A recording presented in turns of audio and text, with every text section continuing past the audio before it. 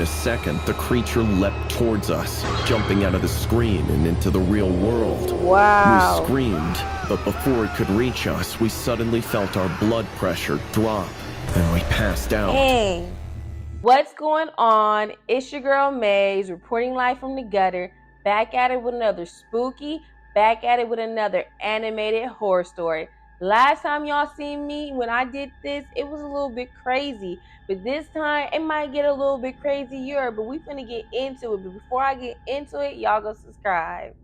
My fascination with lost films has always been a peculiar part of me, a badge I wore with odd pride.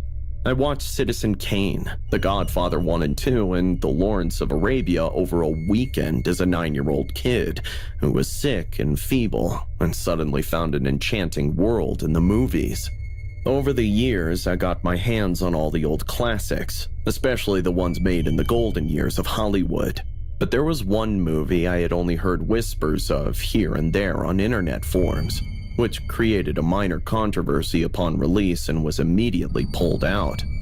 That's how I stumbled upon the dark web listing for The Shadow Beyond, a film rumored to have been lost since its only screening in 1952, a screening that ended in tragedy when the audience was found in a state of inexplicable terror, some even driven to madness.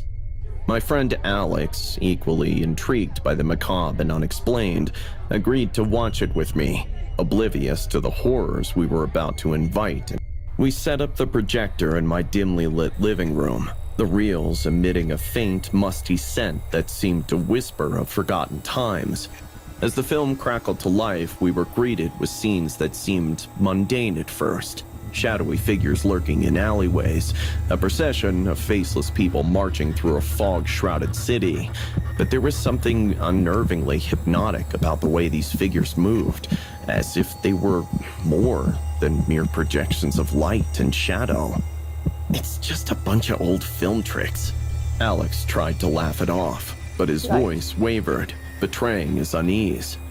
"We've seen modern horror movies. This would pale in comparison." As the film progressed, the imagery grew more disturbing. Scenes of indescribable rites and grotesque figures twisted in agony flickered before us, their silent screams echoing in our minds.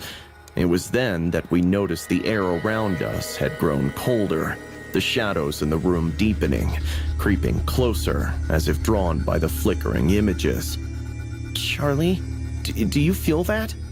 Alex's voice was a... I feel like they were looking into it so much, like they felt like stuff was really going on around them. Like they felt the energy came out from the movie. That's what happened. Your whisper, his eyes fixed on the shifting shadows that seemed to dance at the edge of our vision. I could only nod, my throat tight with fear. The film had cast a spell over us, a connection to something ancient and malevolent. Wow. We should have stopped it then, should have heeded the warning signs, but we didn't. Our curiosity, that insatiable human flaw, kept us rooted in place, our eyes glued to the screen. That night, after Alex left, the real terror began. I tried to convince myself it was just the after effects of the film, my imagination running wild. But the shadows in my home seemed to move of their own accord, stretching and twisting into grotesque shapes that defied the laws of physics. Whispers filled the air, voices that seemed to come from nowhere and everywhere, speaking in a language I couldn't understand, yet filled me with an inexplicable dread. I barely slept, the few moments of rest plagued by nightmares that were too vivid, too real. Scenes from the film replayed over and over, but each time something from the shadows would turn its gaze directly at me, its eyes filled with a malevolence that chilled me to my core. The next day I called Alex, desperate for some semblance of normalcy, hoping he would tell me it was all in my head, but he didn't answer. When I finally reached him later that afternoon, his voice was strained, laced with fear. After the fact they watched that movie, with whoever made that movie, they put something on them for whoever watches that movie just so they can feel some type of way. Or maybe they just really tripping. or they really was really scared. It was just too scary for them. Something's wrong. I saw one of them today, in the daylight. It was watching me from across the street, just standing there in the shadows. I blinked, and it was gone. But I know what I saw. His words sent a shiver down my spine. I had hoped what I experienced was a product of my own imagination, but Alex's encounter confirmed our shared nightmare was far from over. The days that followed were a descent into a nightmare we couldn't wake from. Alex and I tried to rationalize our experiences, to find a logical explanation for the shadows that seemed to stalk us, for the whispers that filled our ears with dread. But deep down, we knew we had tapped into something ancient, something evil, through the shadow beyond. One evening, as I sat alone trying to drown out the whispers. He's talking about they both scared. I would be like, hey, do you want to just sleep over until we get over this fear? Can you sleep over? I would tell Alex, like, friend, I need you right now. You need me, I need you. We just need to stick together. We watch the movie together. Now we just need to be up together if we feel some type of way, or at least be around each other until we get over this little fear we got going on. With blaring music, I noticed a figure standing just outside my window. It was cloaked in shadows, its form barely distinguishable, but its presence was unmistakable. I froze, my heart pounding in my chest, as I slowly raised a hand and pressed it against the glass. It was... If you've been in a car accident, don't call an attorney. Use this AI app instead. No sound, but the message was clear. I was not alone. Alex, it's getting worse, I confessed over the phone, my voice shaking. He was outside my house tonight. I don't know what to do. We have to find out more about the film, Alex replied, a determined edge to his voice. There has to be a reason why this is happening. Maybe there's a way to stop it. His words sparked a flicker of hope, and we spent the next day scouring the internet and old film archives for any mention of the shadow beyond. Our search led us to an obscure film historian who had written a paper on lost films, including ours. He agreed to speak with us, his curiosity piqued by our desperation. The historian, a gaunt man with eyes that had seen too much, listened to our story with a grave expression. When we finished, he sighed, his gaze distant. You're not the first to experience this, he began, his voice solemn. The film was created by a cult in the early 50s, designed as a ritual to breach the veil between our worlds and the shadow realm. Wow. I believe they could control the shadows, use them for their own ends, but they were wrong. The shadows cannot be controlled, only unleashed. His words were a cold splash of reality. We had unleashed something They basically, the cult then basically cursed the video, cursed the film, so whoever watches it, now the shadows are following them. They see shadow figures. Had no hope of controlling. What can we do? Alex asked, desperation creeping into his voice. The historian shook his head slowly. The original reel was supposed to contain a ritual for sealing the breach, but it was lost before it could be used. Without it, I'm afraid there may be no way to close the door you've opened. That night, the shadows grew bolder, more aggressive. Whispers turned to screams, the darkness alive with malevolent intent. I had all lights on. Huddled together in my living room, the only light from the flickering candles casting long, terrifying shadows across the walls. We have to go back, I said, the realization dawning on me. We have to watch the film again. There has to be something we missed, some clue on how to end this. Alex nodded, his face pale but resolute. We prepared ourselves, not knowing if we would survive the encounter, but knowing we had no other choice. The projector hummed to life, the opening scenes of The Shadow Beyond flickering onto the wall. We watched, our eyes scouring each frame for something, anything that might save us. This is crazy. But as the film reached its climax, something strange happened.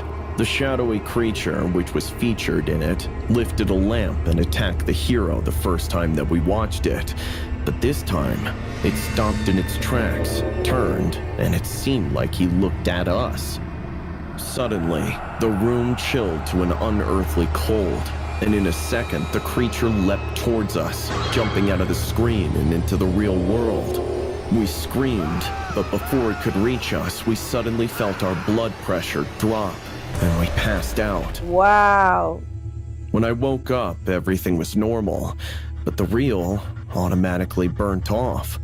The horror stopped that day, but what me and Alex saw that night, I wouldn't wish it upon my worst enemy. Wow. It probably took all the shadows with them or whatever they were experiencing. They probably had to watch it twice just to get rid of whatever was going on. But that one was kind of crazy because it's like, damn, they cursed the movie. Now they over here got to witness and sit at night and they seen stuff going across the room and stuff. It all started as an innocent deep dive into the dark web. My friend Jamie and I, armed with nothing but our curiosity and a newly acquired dubious guide to the hidden corners of the internet, we stumbled upon a forum that seemed harmless at first. A place where people shared secrets, unsolved mysteries. It all started when we looked on the dark web. It all started from there. It's like, damn, they literally tell you not to get on the dark web to do this. And people really go and do it and they don't even care. Just because everyone gets curious. I feel like I'm kind of curious. You know what they say? Curiosity kills the cat. Well, y'all got. That's how I feel. Everyone got once they go on the dark web. Mysteries and the occasional conspiracy theory. It was exhilarating, feeling like we had uncovered a hidden world, until we received a private message from a user known only as Watcher. Watcher claimed they had been observing us, noting our keen interest in the dark web secrets. The message was unsettling, but what froze our blood was the attachment. Files containing our personal information, photos and conversations we had in private, and details no stranger should know. The message was clear. We were being blackmailed. The first task seemed almost laughable. Walk into a crowded supermarket and scream a conspiracy theory at the top of your lungs. Embarrassing, sure, but harmless. We thought complying might end this nightmare. So we did it, recording the act as proof. This market is built on a graveyard. You're walking on ancient warlands. Wow. Jamie yelled. They gonna be Ancient jewels are buried under this land. We have to dig it out. A stolen treasure was lost in the war and hidden right here in the graveyard. Watcher's response was a simple, chilling, "Well done. More to come." As days passed, the tasks grew. They told you to go do something at the grocery store and you went to go do it. And you dumb to go do it. Because it's just like, why would you go do that? I feel like they're doing it as a joke, but I feel like it's not going to be a joke at the end. It's going to be like, what the fuck? Increasingly bizarre. One demanded we paint our faces with grotesque makeup, attend a local high school football game, and cheer for the team in complete silence, never breaking eye contact with the camera we were instructed to set up across the field. The video, once sent to the Watcher, was met with approval and the promise of escalation. We wanted to quit, but we were reminded of our sensitive information once again. What "We y'all have to really come had?" out," I said, holding Jamie's hands, but he pulled back. His parents would kill him if they knew his reality.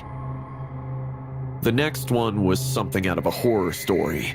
We were to break into the local animal shelter at night, dressed as clowns, and release the dogs while live streaming the entire act. The task was not only weird, but illegal.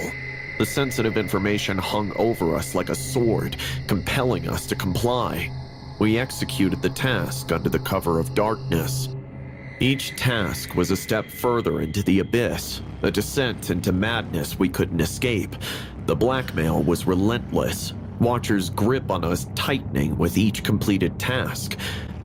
The Watcher had a hold on them. Like, he literally had a hold on them. I'm really trying to figure out what was in them folders, but I feel like it got to be deeper just because homie was over here saying, well, my parents, they're gonna flip. They ain't gonna think their child did some whatever they did, but they did what they did. So it's just like, okay, y'all must have did something y'all wasn't supposed to do. Now it might get exposed because y'all went to go look for something y'all wasn't supposed to. We were pawns in a sadistic game, our lives spiraling out of control. Jamie and I spent countless nights debating our next move, searching for a way out, but Watcher was always one step ahead. The tasks, each more demanding and dangerous than the last, were breaking us down, tearing at the fabric of our friendship. The final task arrived like a death sentence. Jump off your building at midnight and stream it. Do this, and you're free. Forever. The absurdity and danger of the request paralyzed us. This was no longer about humiliation or breaking the law. It was a matter of life and death. Honestly. I remember sitting with Jamie in silence, the weight of our situation crushing. It was then, in the depths of despair, that a spark of defiance ignited within me. I wouldn't let the Watcher win. I proposed a plan to call Watcher's bluff, to confront this monster head-on and reclaim our lives. Jamie was hesitant, the fear palpable in his eyes. Oh, now but eventually, he nodded in agreement. We were in this together. They should have felt some type of way when the Watcher said they've been watching them and sent the link, and then they had all the folders and stuff. They should have felt some type of way. They should have been more scared. They was playing around. Now it's deeper. They in too deep now. Together, for better or worse.